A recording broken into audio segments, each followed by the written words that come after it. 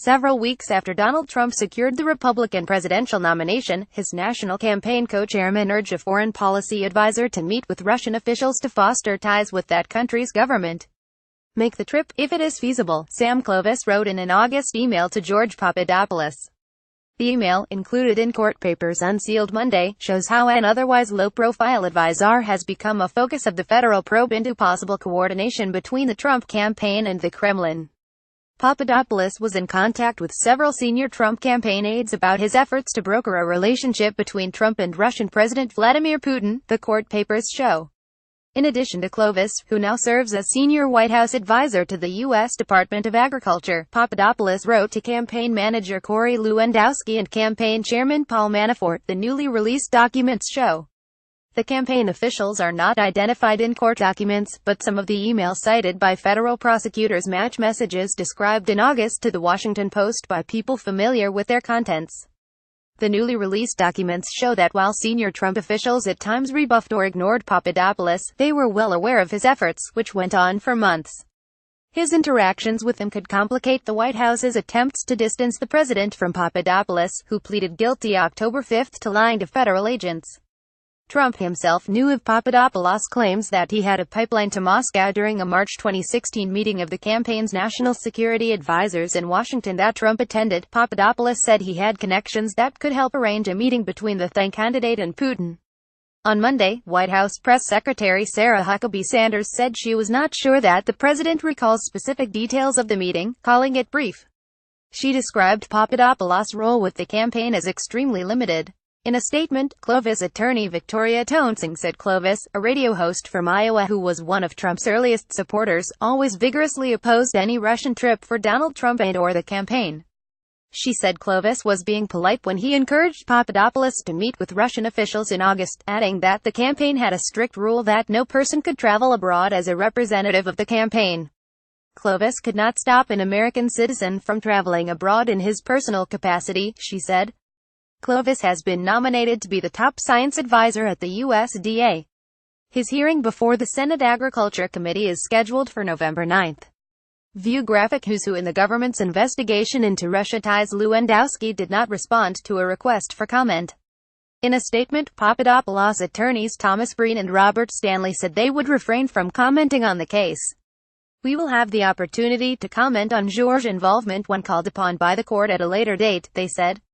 We look forward to telling all of the details of George's story at that time. Trump first identified Papadopoulos as one of his advisors in a March 2016 meeting with the Post's editorial board, describing him as an energy and oil consultant. Excellent guy. Papadopoulos was charged under seal in July and was arrested when he arrived at Dulles International Airport on July 27. His plea agreement indicates that he is cooperating with special counsel Robert S. Mueller III. He pleaded guilty in October to lying to federal agents about his contacts with people with connections to the Russian government, filings show. Papadopoulos' efforts to arrange a meeting with Russian officials began days after he was named to Trump's campaign team and continued for months. At one point, he emailed Lewandowski to discuss Russia's interest in hosting Mr. Trump. Have been receiving a lot of calls over the last month about Putin wanting to host him and the team when the time is right, according to documents. A month later, he reiterated Russia's interest in an email to Manafort.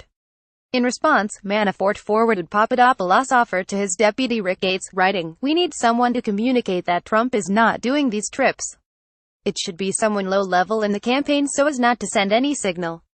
Manafort spokesman Jason Maloney told the Post in August that the campaign chairman's response indicated that any invitation by Russia, directly or indirectly, would be rejected outright. Papadopoulos' proposed trip ultimately did not take place, court documents show. According to court papers, Papadopoulos lied to federal agents about one of his key contacts, a London-based professor he met in Italy in March 2016, days after he joined the Trump campaign. In a subsequent meeting in April, the professor told Papadopoulos that the Russian government had dirt on Democratic presidential candidate Hillary Clinton, including thousands of Clinton's emails. That conversation occurred weeks before the Democratic National Committee revealed that it had been hacked and believed that Russians were behind the attack.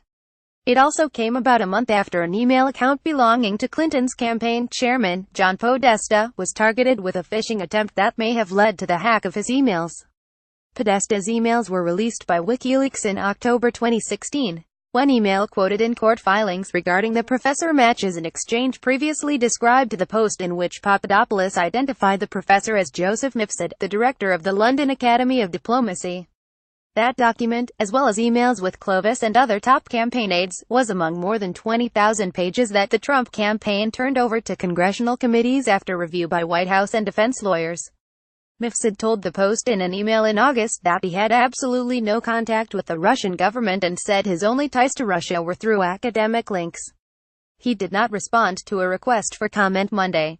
When asked about the unsealed indictments Monday, Kremlin spokesman Dmitry Peskov said, "We don't know what the charges are." After being sent a copy of the indictments, he responded, "My office hours are over." Papadopoulos also communicated with a Russian woman with ties to the government, and a man in Moscow he believed was connected to the Ministry of Foreign Affairs, filings show. At the time, Papadopoulos incorrectly believed that the Russian woman was a niece of Putin, according to court documents. "We are all very excited by the possibility of a good relationship with Mr. Trump," she wrote to him in April 2016.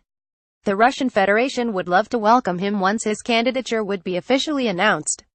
According to court filings, she told Papadopoulos that she would like to help set up meetings with her associates to discuss U.S.-Russia ties under a future President Trump.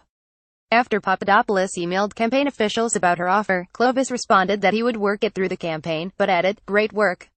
Toensing described Clovis as a polite gentleman from Iowa who would always have been courteous to a person offering to help the campaign. Clovis played a key role in boosting Trump during the Iowa caucuses, but his influence within the campaign subsequently waned amid tense relations with Trump's son-in-law and advisor Jared Kushner. During a January 27, 2017, interview with FBI agents, Papadopoulos said he had met the Russian woman before he joined the Trump campaign and falsely stated that he had no relationship with her, according to court filings. The day after his second interview with FBI agents, in February, Papadopoulos deactivated his Facebook account, which had information about his outreach to Russian officials, a move prosecutors said was aimed at obstructing their investigation. Papadopoulos, who has a scant foreign policy background, briefly advised the 2016 presidential campaign of neurosurgeon Ben Carson. When Trump identified Papadopoulos as an advisor in March 2016, the hotel and real estate executive was rising in the field of Republican presidential candidates, and his campaign was eager to show that it had credible voices offering advice on foreign policy. Among the other advisors he named that day was Carter Page, another energy consultant whose ties to Russia have been under scrutiny. Throughout the summer, Papadopoulos met with foreign officials and gave interviews to media in other countries, sometimes describing Trump's views on Putin or Russia. He told a group of researchers in Israel that Trump saw Putin as a responsible actor and potential partner, according to a column in the Jerusalem Post. Later he met with a British Foreign Office representative in London and a Greek official in New York, British and Greek embassy spokesmen have said. He also criticized U.S. sanctions on Russia in an interview with the Russian news outlet Interfax. The Post has also reported that Sergei Milyan, who was a key source of information contained in a dossier about Trump's ties to Russia, told people around him that he was in contact with Papadopoulos during the campaign. Robert Costa, Carol DeLeonig and Philip Rucker in Washington, Carla Adam in London, and David Filippov in Moscow contributed to this report.